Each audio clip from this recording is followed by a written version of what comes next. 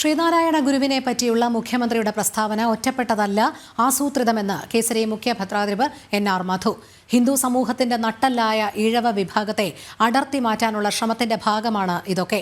കേരളത്തിലെ മതപരിവർത്തന ശക്തിക്ക് വേണ്ടിയുള്ള പ്രസ്താവനയാണിത്. സനാതനധർമ്മത്തിന്റെ ആചാര്യനല്ല എന്ന് പറയാൻ മുഖ്യമന്ത്രിക്ക് ഒരു അവകാശവുമില്ലെന്നും NR മധു പറഞ്ഞു.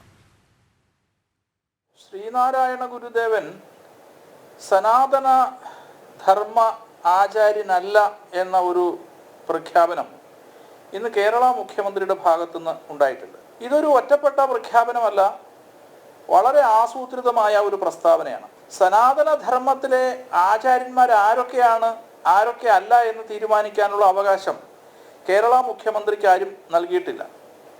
സനാതന ധർമ്മത്തിലെ ആചാര്യനല്ല ശ്രീനാരായണ ഗുരുദേവൻ എന്ന് പറയുമ്പോൾ ശ്രീനാരായണ ഗുരുദേവൻ ഹിന്ദു അല്ല, ഹിന്ദു മതസ്ഥനല്ല, സനാതനധർമ്മ വിശ്വാസിയല്ല എന്നൊക്കെയാണ് വരുന്നത്.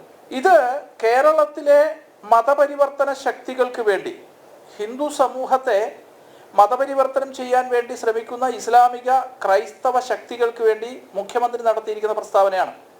സനാതനധർമ്മം ഉദ്ദേശിക്കുന്നത് വർണ്ണാശ്രമ ധർമ്മത്തെയാണ് എന്ന് മുഖ്യമന്ത്രി പറയുകയാണ്. ഇത് മതപരിവർത്തന ശക്തികൾ പണ്ട് മുതൽ കേരളത്തിൽ ഉന്നയിക്കുന്നതാണ്. ഹിന്ദുത്വം എന്ന് പറഞ്ഞാൽ ജാതിവാദമാണ്. നിങ്ങൾ ഹിന്ദുത്വം വിട്ടുവരൂ, അതോടുകൂടി നിങ്ങളെ ജാതിയിൽ നിന്ന് ഞങ്ങൾ മോചിപ്പിക്കാം. ഇസ്ലാമിക സമൂഹത്തിൽ എന്തെല്ലാം ജാതികളുണ്ട്, ക്രൈസ്തവ സമൂഹത്തിൽ എന്തെല്ലാം ജാതികളുണ്ട്. അപ്പം ജാതിവാദത്തിനെതിരെയാണ് നാരായണ ഗുരുദേവനും അയ്യങ്കാളിയും ചട്ടമ്പിസ്വാമിയും അയ്യാവൈകുണ്ഠസ്വാമിയും അങ്ങനെ നിരവധി പരിഷ്കർത്താക്കൾ വന്നത്. അത്തരം എത്ര പരിഷ്കർത്താക്കൾ ഇസ്ലാമിക സമൂഹത്തിൽ വന്നിട്ടുണ്ട്, എത്ര പരിഷ്കർത്താക്കൾ ക്രൈസ്തവ സമൂഹത്തിൽ വന്നിട്ടുണ്ട്.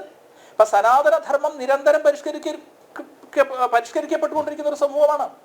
ആ സമൂഹത്തെ രാഷ്ട്രീയക്കാരൻ പരിഷ്കരിക്കേണ്ട ആവശ്യമില്ല.